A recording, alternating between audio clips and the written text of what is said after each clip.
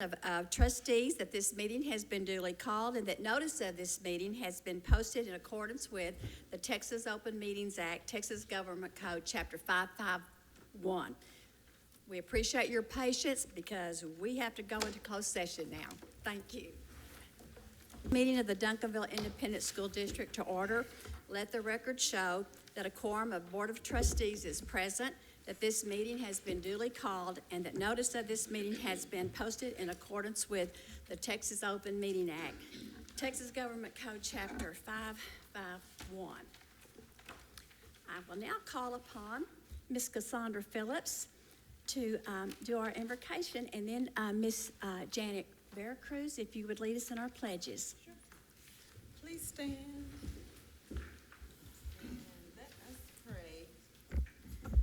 Lord, we thank you for the opportunity to see another day, to wake up in our right minds, and for the privilege to serve our Duncanville ISD students and families. Lord, we thank you for the amazing leaders in our district that give of themselves daily. We ask that you keep our students, their families, our staff, our board, and community covered at all times. Please keep them safe from all hurt, harm, and danger, and give comfort to those who have lost loved ones. Lord, as we serve together, we ask that you guide our decision-making in a way that is pleasing to you. In Jesus' name we pray. Amen. Amen. Please join me for the pledge. I pledge allegiance to the flag of the United States of America and to the republic for which it stands, one nation, under God, indivisible, with liberty and justice for all. Honor the Texas flag. I pledge allegiance to thee, Texas, one state, under God, one and indivisible.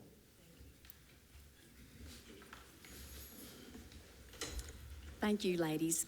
We will now move into the superintendent's report. Dr. Smith? All right, thank you, Madam President, and officially good evening, board members and those that are in attendance. I have a few short items to report on this evening. The first would just be an update on the 4th of July parade. We had an awesome time. I got a lot of feedback, and several of our board members, certainly community members, had an opportunity to celebrate in the annual 4th of July parade. It was an opportunity to engage with our community, also opportunity to show off the new buses, and they definitely indeed got a lot of attention. So we've gotten a lot of positive feedback from the buses, and I know our students and many of our coaches and band people, they're all really excited, looking forward to using the buses. So I wanted to report on that. Very well attended, and it was just a good positive outing to engage with the community. The second item that I want to report to you all this evening is just the back to school activities that are going on. There's a lot of work that happens behind the scenes to get ready to open up the school year. And so today actually was the first day back for principals, and we had meetings, accountability meetings today, reviewing data, getting prepared for their campus improvement plan work. And so that took place today, and just to get us started, we've got Camp Panther coming up. That's our leadership retreat where our leadership team comes together, define our mission, our vision, our goals, talk about expectations, et cetera. Then we have our new teacher breakfast coming up. That's on the 31st. Be an opportunity to present to our new teachers. I'll also be introducing you as board members there at that particular breakfast. So looking forward to that. And then we have convocation coming up. And so we've been working through the logistics associated with getting our agenda prepared for convocation. And then before you know it, about 6 weeks from now, will be the first day of school. So wanted to update you on all those activities and all the work that goes on behind the scenes to get ready for the start of a new school year. And so we're really excited about that. Got one last item. On the 10th, we were notified by TEA that we received the School Action Fund grant. It's a competitive grant that members in our curriculum department, also our Director of Innovation, worked on together. It was a grant specifically targeting Acton, Alexander, and Hastings to provide additional support for those campuses so that we can continue to build on the success that we've had this year. And so we got great news. TA notified us that our grant was awarded. And so each campus, Acton, Alexander, and Hastings, will get both $240,000 each to assist with the activities that we have and initiatives that we have there to keep things moving forward. So very proud, excited about that, and looking forward to using those resources. So those are the superintendent's reports for this evening. I'll turn it back over to Madam President. Okay, would Kathleen Brown like to introduce someone? Actually, Kathleen has a little horse going on there. So I bet your husband is loving you losing your voice. So we're going to ask Winifred Goodman to introduce our new principal. Good evening, Madam President, Board of Trustees, Dr. Smith. It is with great pleasure that I introduce to you Mr. Derek Ross. He is joining the Duncanville ISD team as the new principal of Hyman Elementary. He brings over 15 years of experience to his new role. He has served as a classroom teacher, assistant principal, and most recently as principal of Mark Twain Leadership Vanguard in Dallas ISD. Mr. Ross is a dedicated school administrator who is ready to take on the challenge and responsibilities of his new role. He has a proven track record as an instructional leader and works to ensure student success for all student population. We'd like to welcome Mr. Derek Ross to the Duncanville ISD family. Welcome.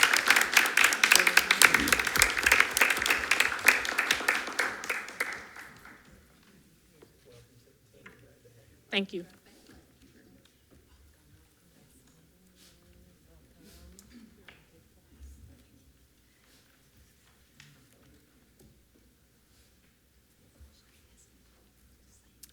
Yes. If he has any family. Mr. Ross, would you like to recognize any family or say a few words, or I'll put you on the spot any way, other way I can think of. Once again, thank you for allowing me to speak in this capacity. I'm definitely excited about being here in Duncanville. No family members tonight, but I am the husband of one wife. We've been together 27 years, married 20. We have 3 children. One we just took to college, Oklahoma State University. A set of twins, that's 11. As stated earlier, I've been in education for over 17 years and definitely excited about the opportunity that I have here in this progressive district. Look forward to working with each and every one of you as well as those individuals in this building. Thank you very much. Thank you. Thank you. You're welcome. Now I'd like to have Miss Tiara Richard come and give our recognitions and commendations report. Good evening, Madam President, Board of Trustees, and Dr. Smith. Well, today we wanted to make sure that we took an opportunity to recognize a local business, but unfortunately, the businessman could not make it here tonight. It's the owner of the Taekwondo Center here in Duncanville, and he could not get anyone to cover his class tonight. And when you're owner of a business, sometimes you have to be there and do all the heavy lifting. And so he could not get away. But Mr. Ron Bell is who we were going to recognize tonight. And we'll make sure that we get an opportunity to get him a certificate and sort of give him the accolades he deserves. But before you today, I wanted to tell you a little bit about why we're recognizing him. Mr. Bell is, again, the owner and entrepreneur of the Dallas Taekwondo Center. They have partnered with Hardin Intermediate School. And so throughout this past school year, he would volunteer his time and come to Hardin and would actually work with Miss Pearson, the 5th grade math teacher. So they were combining Taekwondo with math. That's a natural connection. But also, Miss Pearson was using that opportunity to have Mr. Bell in the classroom for speaking about self-control, about discipline. And of course, they got to break some boards, which kids would love. I think some teachers and some adults might love that too, but they got an opportunity to do that. So he volunteered his time, and the students really loved that opportunity to work with him and grow and sort of see how to apply math in these situations that you might not naturally think of. And so his partnership, and again, volunteering his time and choosing to come in and support Hardin Intermediate has been just one of those things. It's been a great connection. And so when Ms. Lewis mentioned a couple of businesses that you wanted to recognize, that was one of the top ones. And so we wanted to take the time, again, to celebrate and recognize businesses that take that time to give of themselves and give for the community and for our kids. And so again, the business is Dallas Taekwondo Center, and the owner is Mr. Ron Bell, but unfortunately he couldn't be here tonight. So thank you.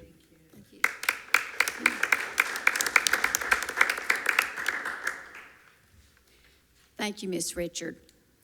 It's now time to consider the approval of the consent agenda. Do I have a motion? Renee? Okay, thank you, Mrs. McNeely. Thank you, Ms. Phillips. It has been moved and seconded to approve the consent agenda. Are there any questions, comments, discussion? All those in favor, please raise your right hand. Any opposed? Thank you. Motion passed 5-0. We now move to the action agenda item, and the first item is the schematic design and cost estimate for the Teaching and Learning Center.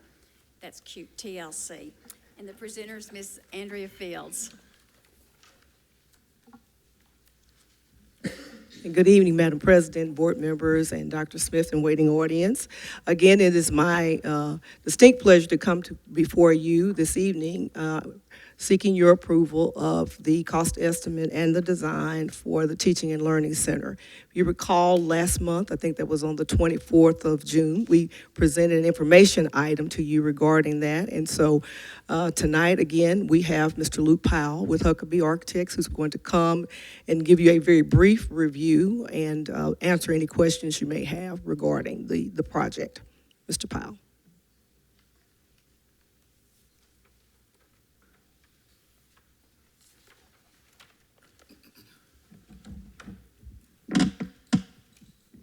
Good evening, Madam President, Board of Trustees, Dr. Smith. Again, just kind of a brief overview of what we had looked at on the June 24th, the last board meeting. Really not much has changed from this. We just picked up a few of the comments that were made. Again, what we're just looking at a renovation of Old Acton Elementary School for the Teaching and Learning Center. Overview of the parking again. The only difference that you see here is we just kind of altered the color of Phase 2 parking to really define what is Phase 2 and what is Phase 1. Everything in the light gray and the gray is Phase 1 parking at this time.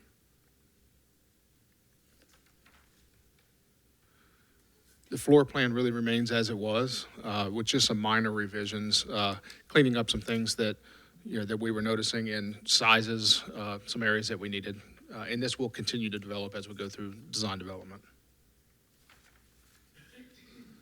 Again, the precedent images, which correlate with the numbers on the floor plan, these are just images that give a look and feel of what we're thinking about for the project. None of these have changed from June 24. The phasing plan gives us an idea of what we're looking at for Phase 1 versus Phase 2 on the plan itself. We wanted to pick up areas of the Teaching and Learning Center and some of the office space in Phase 1. Everything that is grayed out would be in Phase 2 at this time. The entry, again, look and feel image of what we want to do. We really want to express this entry. This will be developed further through design development.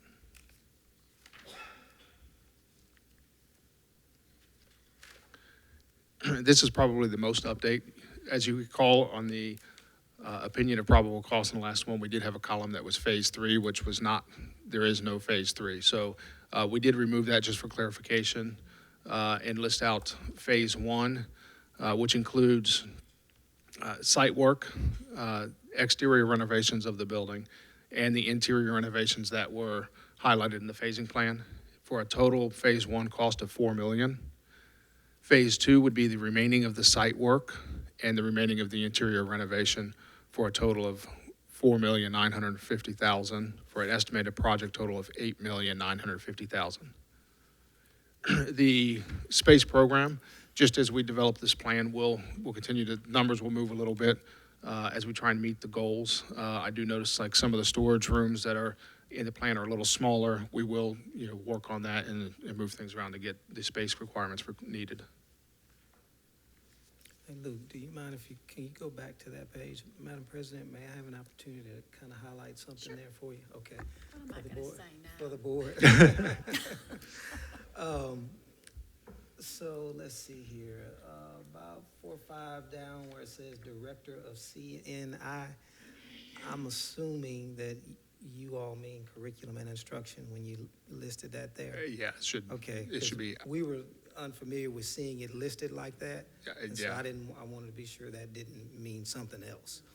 And along those lines, just highlighting the fact that each one of those, like you see Chief Academic Officer, Executive Director of Academic Services, and on down that list, those are existing people and positions that are currently operating within the district. Not all of them are housed here. Some of them are housed at the high school. Like, for example, we've got the CTE coordinator is housed at the high school, and the director of CTE housed at Kennemer. But this will be an opportunity to have all of the CNI support people together under the same building, providing really targeted, focused support. So just wanted to highlight that these weren't new people or positions or anything. These are existing people that we're all putting under one roof. Yeah, thank you. Thank you. Thank you, Madam President. Thank you. The schedule from June 24th, this was adjusted a little bit based on the previous schedule had schematic design board approval in June. It just pushed it for July. Really, from a construction standpoint, I think this pushes it about a month past what it was previously. We just kind of shifted everything a little bit. But we are still looking at about a 9 to 10 month construction time for phase 1. We are holding, just so you're aware, the jurisdictional review. We are holding an extended period of time in there just from what we're seeing with the city of Dallas and their approval process. Hopefully, we can get that. Since there's not a whole lot of site work, we might be able to get under that a little bit, but we wanted to prepare ourselves for the worst. And open to questions. Any questions? Yes, Ms. Kelton. Great job, by the way, on the plans. I was just wondering, were any changes made as a result of the meeting with Duncanville? The meeting with Duncanville, that is the next agenda item. Oh, is it? Okay, Yes. okay. Yeah, we did. Previously, there was a quick update on the football parking lot in the last package and the rendering that was shown for the police station. We did pull the parking lot out separately because that is the next action item. So there's a separate packet for that. And I Okay. can go over those changes that were made from Yeah, that meeting that with time. Duncanville. Yes. And so the meeting with Dallas, was there a pre-development meeting with Dallas, or? No, we will need to, we're trying to get one scheduled. Yes. Thank you. Any more questions? Thank you. Do I have a motion to approve the Teaching and Learning Center designs and cost estimates? So moved. Thank you, Mrs. Colton. Thank you, Ms. Phillips. It has been moved and seconded. Are there any more questions, comments, discussion? All those in favor, please raise your right hand. Any opposed? Thank you. Motion passes 5-0. Ms. Fields, you want to just, okay, You can just, just transition, yes, right on. And as we discussed, we're going to be looking at the football parking lots.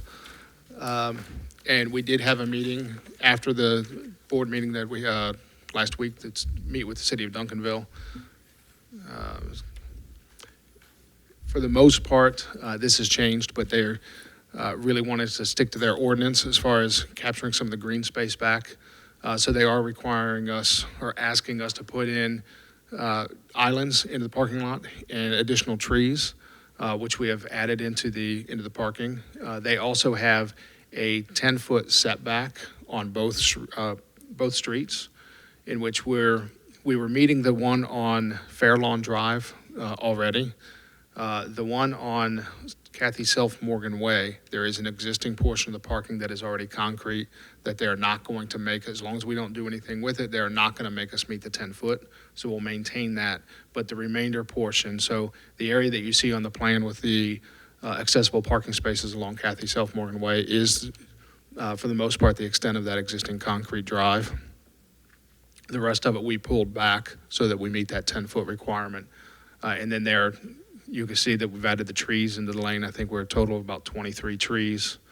And those were really the extents of the changes. They would like us to irrigate the site, so we're going back and forth between irrigation and temporary irrigation just to get the trees mature and then remove that. And then we are proposing site lighting just for safety, which we've had that in there. So just a quick overview of the schedule. This is kind of going to be a moving target on when we get, really going on it and how long it takes to procure some of these items. But really construction, we're holding about 3 months in for construction. As long as we can get everything as far as the site lighting and everything else purchased, it really only take about a month and a half to build. So a lot of it's going to be nothing happening in that 3 months.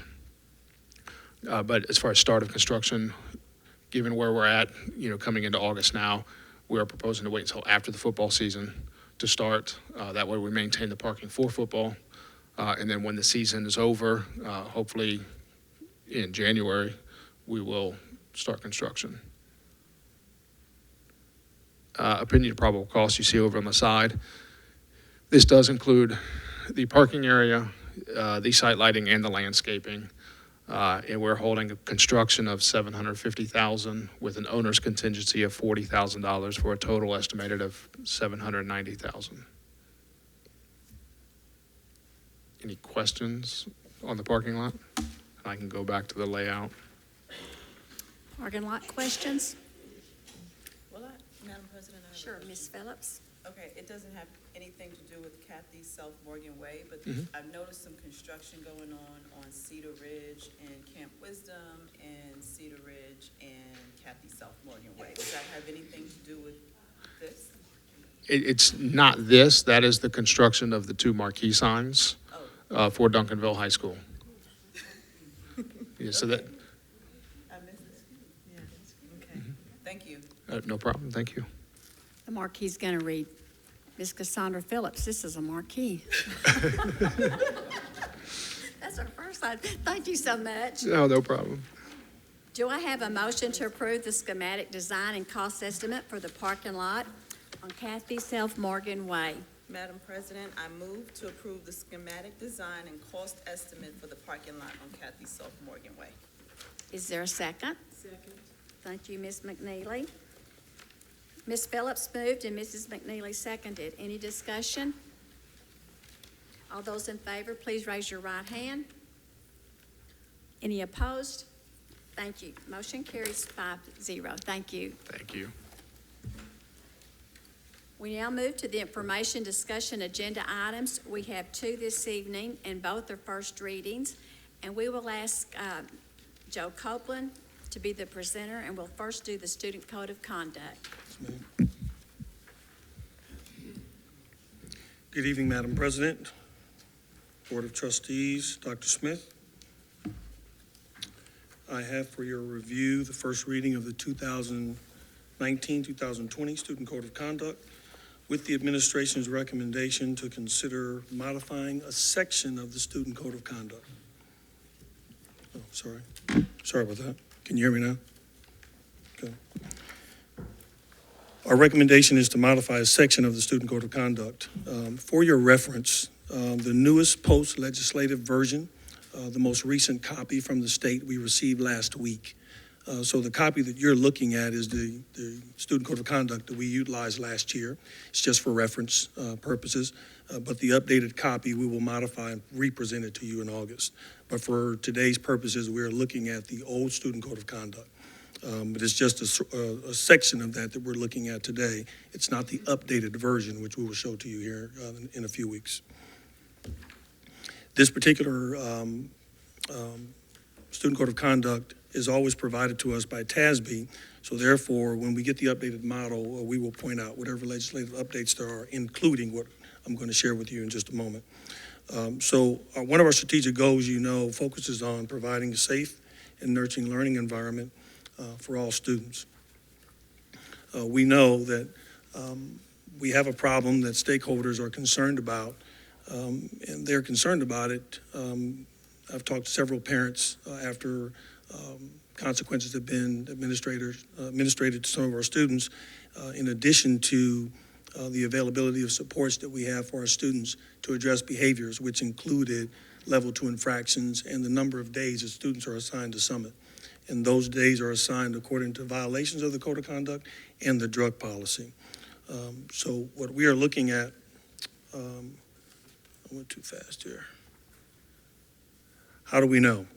We received feedback from several parents, as I told you before, and those were personal meetings I had in my office after we had administered consequences. When I started in November, I had a meeting at that particular time, and then in January and throughout the spring, I had several meetings with parents, and that's a part of the stakeholder group that I'm referring to here. We know that the student discipline data has to be reviewed on a regular basis, so we had a committee of assistant principals from various campuses, and those particular campuses, along with counselors, provided information for us and feedback on what was going on. We are also abiding by the Texas School Safety Law, which is the Senate Bill 11, which talks about safe and nurturing schools and how we're going to support students. We also know that with your approval of last month's additional counseling support, that will also help us to provide what we're looking at, which is our concern today, and that is our push to be more proactive, along with an initiative to provide social emotional support, to provide more training, implement restorative practices. We are very concerned about staying in alignment and being able to address our level 2 consequences and address the inconsistencies of those consequences. We know they're not in line with our current proactive approach. So our placements to Summit were assigned without consideration also of mitigating factors and the consistency that we are looking forward to administering here with the support counselors and some other proactive initiatives that we have throughout the district. What you're looking at here are slides that show examples of our inconsistencies.